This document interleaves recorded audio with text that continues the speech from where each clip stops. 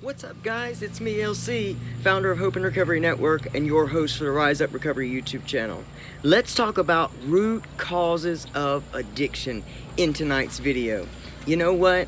If we never actually get to the root causes of our addiction, we will always just be the gazelle waiting to be attacked by the lion of our disease. When we dive into ourselves and become so self-aware and discover who we really are and where all this really started, we come to a place and a higher level in our recovery to where we're actually becoming recovered.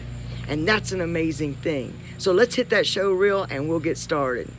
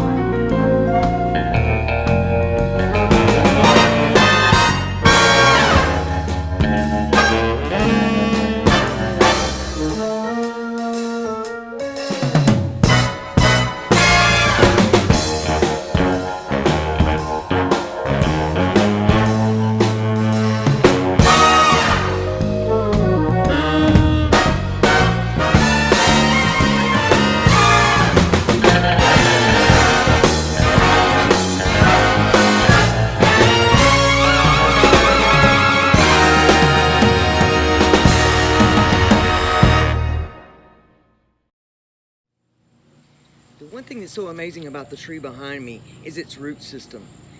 All of us have roots, and your addiction is a byproduct, a far bigger byproduct of something that was already going on in your life far before substance came into the picture. And so, as we know when we study nature, we know that as trees grow, they grow under the ground first, and their roots grow.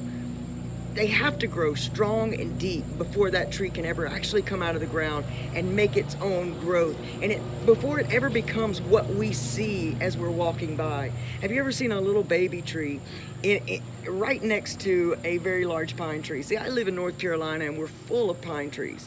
And so every year when the pine cones fly off and everything, seeds are forming around. And so we have an abundance of pine trees.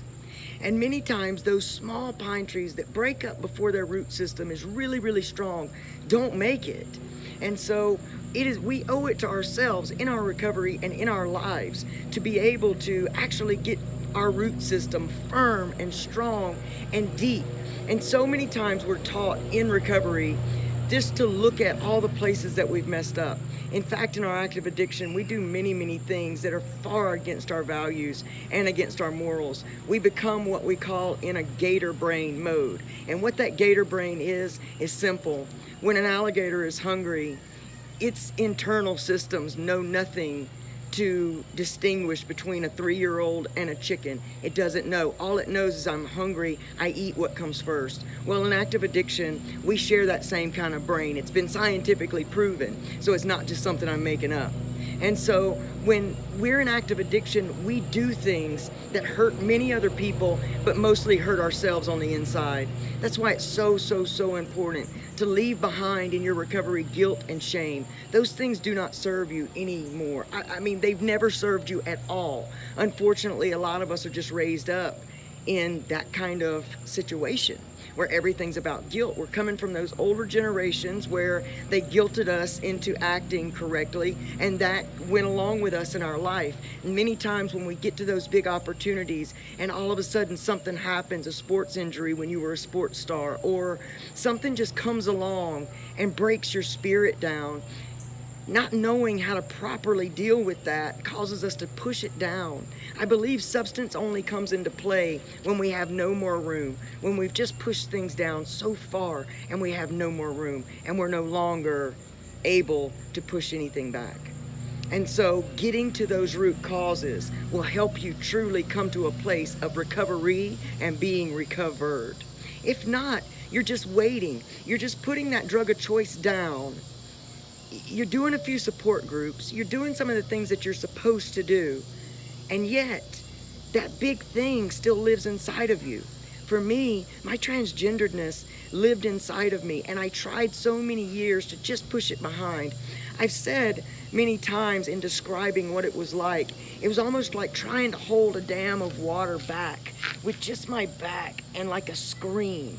It was still coming through anyway, but I somehow fooled myself into thinking that I was holding it back. All I was really doing was getting to a little place in my life where I thought, okay, I can live in this box, or okay, I fit in this one. No, okay, I fit in this one. And finally, when you don't fit anywhere in your life, the internal unrest and unhappiness takes over. And that's what happened for me, mixed with a sense of knowing I was different and weird, so to speak, from a very young age. Then compounding that with serious sexual, emotional, and physical trauma, mental trauma, with a nice case of post-traumatic stress disorder from all of that, and living in survival mode, feeling unloved, unwanted for so long with this huge secret. It was just more than I could take. And therefore the substance came in. How you doing? And so that's what ended up happening to me. And for 22 years of my life, I was out of control, living in a cloud of substance abuse. And though my drug of choice was opiates, because they gave me that sense of well-being, that feeling of everything's okay for the short time it was there, I was so sick on the inside of me that even when the opiates weren't available, I was using something. I couldn't stand to be alone with me. And so until these last 6 years, when I finally stepped into recovery and I stepped into that life, and I decided that no more, gone were the days of just being a drug addict without my drugs. I wanted to know what it was really like to be truly, truly happy in my life.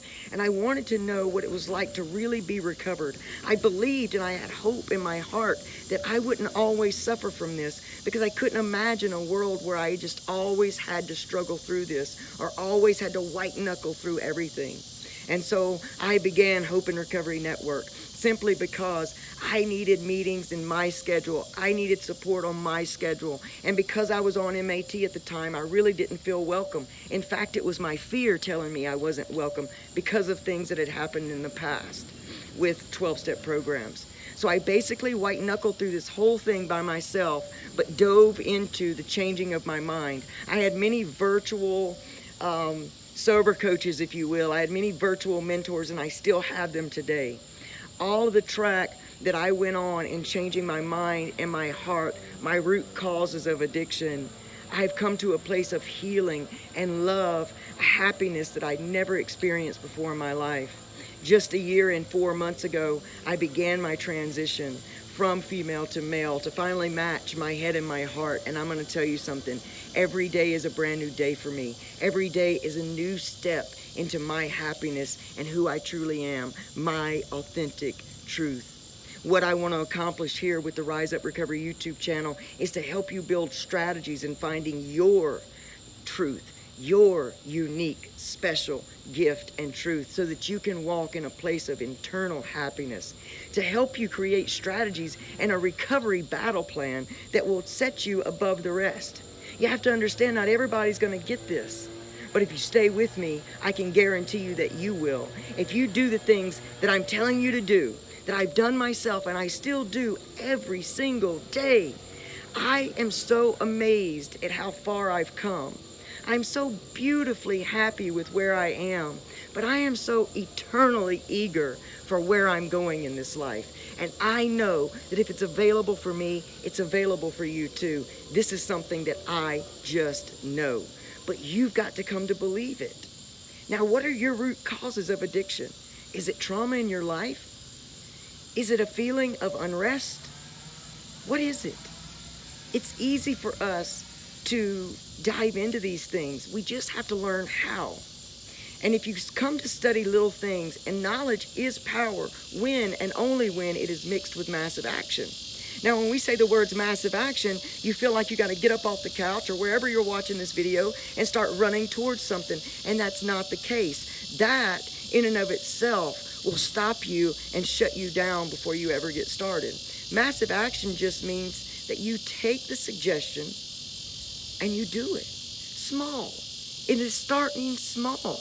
It's not trying to take on everything that's wrong in your life. all of a sudden, all at once, because we can't do that. We peter out in like 2 weeks when we're trying to make changes from our head. But when we try to make changes from our head mixed with our heart and our soul, that's when we really start to implement true change in our lives. That's what happened for me, and I'm telling you, it'll happen for you too. So the way that all of this began for me simply was a decision that I didn't want to live like that anymore. I just couldn't take the juking, the jiving, the lying, the stealing, everything. I couldn't take hurting the people in my life that I loved anymore. I wasn't even sure that anybody loved me anymore. Nobody even talked to me. All I had left were my grandparents, and in fact, they were my #1 enablers. But they didn't know any better. It's up to us today to teach people how to love their addict children, how to love their addict wife or husband or brother or sister or cousin or friend, how to properly and healthily love them into a better life, not love them so toxically we love them into the grave. That's what was happening. The unfortunate part is my grandparents had to die in order for me to live. Now, they were much older in their lives, so please don't take that the wrong way. It really killed me whenever they went because I truly felt alone and as if I didn't have anyone. But here I stand today, guys. That was in 2008. In 2008, on my grandfather's deathbed. Now, in 2007, December 27th, I lost my best friend in the world, a brother to me, a friendship in my life that I don't find all that often. And so, losing him, I lost a huge part of me, and I gave up my life. I decided I was just going to die. In fact, not soon after, my grandmother, that very next month, she died as well. Unexpectedly, both of these people. 6 months to the day after that, my grandfather passed away. In the meantime, the doctors had given me 6 months to live, told me I better get my affairs in order, and I looked and I laughed and I was like, I'm a junkie. What affairs do I have? No one will miss me. But that wasn't true. It saddens my heart sometimes to think about the fact that I was there, but it inspires me more because I know where I am now. I was a person that wished and prayed for death on a daily basis, on a minute-by-minute basis, even every time I used. Because we get to a place in our addiction where even when we're using, it's not fun anymore. It's no longer giving that well-being feeling anymore. It becomes a terrible job that you hate. When we get to that point, we can know that we are right on the verge of one of two things. Either we're going to get our wish and we're not going to make it through, or two, we're going to get so tired of it and we're going to accept the blessing that we're still here and we're going to pull it together. It's really up to us of where we want to be. But getting back to finding the root causes of our addiction, many times the root actually lives in your head. And I made a promise on my grandfather's deathbed. I couldn't even get to him. We were in 2 different states, and because of my addiction, I had legal problems, and I couldn't just jump up and leave the state because my grandfather, who had always been there for me, needed me so desperately. And I felt like I didn't know what to do. I was in a mess, a whirlwind of pain and anguish. I so desperately wanted to just die. I told my grandfather on his deathbed the first selfless thing I'd ever done in my entire life. As I heard him struggling to breathe over that phone, as I had began that conversation going, oh, Pop, just hang on, I'm on my way, just hang on, while I was on the other line of the phone listening to the fact that my judge was on the golf course and his office wouldn't disturb him. I gave that up and I told my grandma. As I was on that phone call, I finally did that selfless thing. I finally just told my pops, you know what? Go ahead, get to your peace. Go be with my granny. Go up there and see all of your friends and family and just rejoice, just rest. I will get my life together. I will figure this thing out. Now, at the time I told him that, I had no clue how I was going to do that. In fact, I didn't even know if I was going to be able to stick to it, to tell you the truth. And that was in 2008. It still took me a whole nother year to pull my life back up. See, I wasn't supposed to be here, y'all. I've had seven near-death experiences, 4 overdoses, 3 accidents where I was flatlined. My life was gone. And here I stand. And here you stand. If you're on this video, you're watching it still because there's something that's resonating with you. And I want you to know that if you'll change your mind, you can change your life. You can experience real, raw, and live recovery right there where you are, regardless of how long you were addicted, regardless of the outside circumstances you were in. I started out homeless, no job, nothing. Now I have a home, vehicle, job, and I live my dreams. I want you to be able to do the same. Look, we got to stop staring at everything that's wrong outside of us and fix what really matters, and that's us, on the inside of us. And there's some little things that you can do to start opening your world up to a whole different perception. It starts with gratitude. That's what I want you to know, is gratitude. True gratitude begins. It is the key that opens every dream door in your universe. Now, here's some amazing tricks that we can put into practice. Here's some things that we can study. Because when I first started out, I didn't know what to study. I didn't have a clue. But I began with Joyce Meyer's Battlefield of the Mind, because I knew that that's where the sick was. I knew that that's what was keeping me in that place of active addiction and pure misery. I knew that it was. See, I only lived between using. Like there was never anything else. It was from use to use to use. And anything in between, I was just laying there sick, just waiting to use again.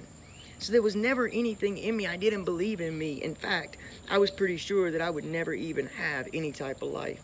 I thought I was already ruined. The abuse, all that started happening when I was 5 years old. So from 5, I've always thought there's just something wrong with me. I'm not worthy. I'll never be able to live my dream life. But I want you to know today that that is not true. It is not. Every dream you've ever dreamt is available to you, regardless of where you've been. And you got to learn to look at where you've been is the platform to where you're going.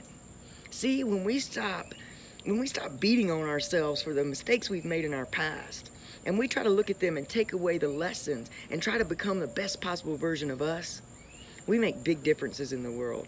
And just because what you've prayed for and what you dream about don't necessarily come in the box that you approved that it comes in, be willing to take it in whatever box it comes. Be open your mind through gratitude to take your mind off the box and look at the dream that's being delivered to you inside. That's what we have to do. That's our hack, and that's how we learn to begin to see our world in a different way. We got to see our world as working with us and not against us. And we do that through opening the door of gratitude. Wake up. Feel your body. Stop paying attention to everything that's wrong in your life and get up and thank God for your heart that beats right on time when you need it. You don't even have to sit and try it. You don't have to effort your heart to beat. It's beating right now. It's keeping you alive. It's keeping you watching this. You're not passing out because you're watching me and you forgot to tell your heart to beat. Be grateful for the hands and the fingers and the feet and the liver and the kidneys that are working. The heart that was beating even when you tried to shut it down. I always thank my liver for getting through all that I put it through and for still bringing me here today. I thank my kidneys all the time for flushing out the toxins that I tried to drown it in. See, I've abused this body that was such a gift to me. Recovery helps me recognize my gifts. And that is what you have to do. That is where you start. Now, when I first heard about the gratitude list, I didn't have anything to be grateful for. At least I thought I didn't. That was the mindset I was in. So the suggestion was, because I watched a Bob Proctor video about the 11 or 12 forgotten laws of the universe, because you know everybody's on law of attraction, law of attraction, law of attraction. So everybody was on that. And I saw the secret, I got it, but I didn't believe it was possible for me. So I watched Bob Proctor and he said, get up in the morning and make a gratitude list. Write down 5 things you're grateful for. If you can't think of 5, just start with 3. Guys, I started with 1 and I had to fake it. Really, even though I had all the same things and people in my life that I'm so grateful for today. I had them then. I just didn't know how to see my world that way. Gratitude, true appreciation for your life, for your body, for your mind, for all the opportunities that you have, because if you're breathing in and out, your opportunities are limitless. The only thing limiting you is your mind, your thoughts, and your beliefs that you have about yourself. So look, let's start our list. And even if you can't do 3 things or 5 things, do 1 thing. But keep doing it every morning for 21 days in a row. And then put in the comments down there, tell me what's happening in your life. Your perspective is going to shift. This I can guarantee you. I know it's a fact. I live it every day. I started my morning routine with 30 minutes, and I really didn't think I was going to be able to get that. We always think, I'm too busy, I'm too busy, I'm too busy, but we forget who makes our schedule, and that's us. So I made 10 minutes to start my morning routine. I quickly worked up to 30 because I realized that meditation and sitting silent and my gratitude procedure really started helping my momentum for the day, that the day started becoming mine. And I could choose how I wanted to live it. I didn't have to react to everyone's bad attitude around me. I didn't have to react to the guy who cut me off in traffic or who jumped me in a line. I didn't have to react to all that. See, I used to be a highly, highly explosive reactor. I was angry. I was mad. I was mad at the hand I was dealt. I was mad at the people in my world for not protecting me. I was angry that I was weird and different. I was also angry that I didn't think I'd ever be able to find out who I truly was. And I was certainly angry because I couldn't get my crap together. But through an attitude of gratitude, I've changed it all. Through learning more about what actually happens process-wise in my brain while I'm using, while I'm not, how long it takes before my cells to regenerate. I really started learning about me, my body structure, my mind structure, how to combat the things that were coming against me or that I felt were coming against me. Now the way I look at my life, I see everything as a lesson. My contrast days are some of the best days of my life because some of the best things that have happened to me in my life, some of the best lessons I've learned have come in the worst moments that I ever thought that I would live through. And so if you're in that place right now where you think you just can't go on another day, I beg of you to understand and know that you're not watching this video by chance. You are guided here. There's something here for you. And everything that I've accomplished is through the same things that I'm talking to you about. And when you get excited about your life, and through gratitude, you've got to develop a practice. When you do this, and you start small, you start mastering self-discipline, which is the ticket to success. So make sure that you go down there and you like and you subscribe to this video, that you hit the little bell over there so you get notifications every time we upload a new video, because you're not going to want to miss any of this. You need it all to get into that place of recovery that you're longing to go. So you're going to need these videos every time we put one up. And I want to thank you for being here with me. I want to thank you for allowing me to be part of your journey. Man, that is the biggest thing to me. It hits my heart so deep that people actually allow me to be a part of their journey, and that you come in and you're a big part of mine. Listen, there's no limits to what you can do in this life. I don't care where you've been. In fact, your purpose is closely related to your most painful situations. So start looking at your addiction less of that it's ruined your life and that it's making your life.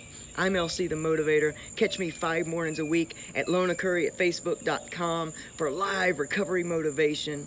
And always check back here with us on Sundays for our upload of Self-Care Sunday. It's an amazing channel. This channel is going to grow in leaps and bounds quickly. Our reach is going to reach the world before you even know it. So get in while we're new and help us get to where we're going. We will get through all of this together. I'm with you. I'm LC the Motivator. This is the Rise Up Recovery YouTube channel, and you are amazing. Thanks. I'll see you guys soon. Bye.